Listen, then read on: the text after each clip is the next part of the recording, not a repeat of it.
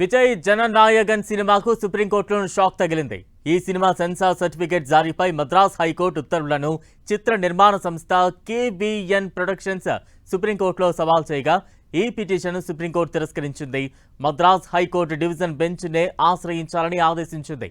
ఈ నెల 20న విచారణ జరిపి నిర్ణయం తీసుకోవాలని మద్రాస్ హైకోర్టు డివిజన్ బెంచ్కు సుప్రీం ధర్మాసనం సూచించింది. ఈ పిటిషన్పై విచారణ పూర్తయ్యే వరకు సర్టిఫికెట్ను నిలిపివేయాలని సిబిఎఫ్సిని ఆదేశించింది.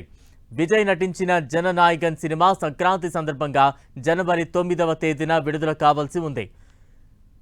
పాలిటిక్స్తో ఎంట్రీ ఇచ్చి నేపథ్యంలో ఇదే తన చివరి సినిమా అని విజయ్ ప్రకటించడంతో జననాయగన్ మూవీపై భారీ హైప్ నెలకొంది. ఈ క్రమంలో జననాయగన్ సినిమాపై కొన్ని అభ్యంతరాలు వ్యక్తం చేస్తూ central board of film certification censor certificate జారీ చేయలేదు.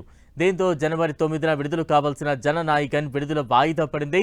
సిబిఎఫ్సి నిర్ణయాన్ని సవాల్ చేస్తూ ఈ మూవీ నిర్మాత మద్రాస్ హైకోర్టులో రిట్ పిటిషన్ దాఖలు చేశారు. ఈ పిటిషన్పై విచారణ చేపట్టిన హైకోర్టు సింగిల్ బెంచ్ జననాయగన్ మూవీకి U/A 16+ సర్టిఫికేట్ ఇవ్వాలని సిబిఎఫ్సిని ఆదేశించింది. సింగిల్ బెంచ్ తీర్పును సెన్సార్ బోర్డు హైకోర్టు డివిజన్ బెంచ్లో ఛాలెంజ్ చేసింది. హైకోర్టు జననాయగన్ మూవీకి U/A 16+ సర్టిఫికేట్ ఇవ్వాలని సింగిల్ బెంచ్ ఇచ్చిన తీర్పుపై డివిజన్ బెంచ్ స్టే విధించింది. అనంతరం ఈ కేసు విచారణను 2026 జనవరి 21కి వాయిదా వేసింది. ఈ క్రమంలో డివిజన్ బెంచ్ తీర్పును సవాల్ చేస్తూ జననాయగన్ మూవీ నిర్మాత సుప్రీంకోర్టును ఆశ్రయించారు.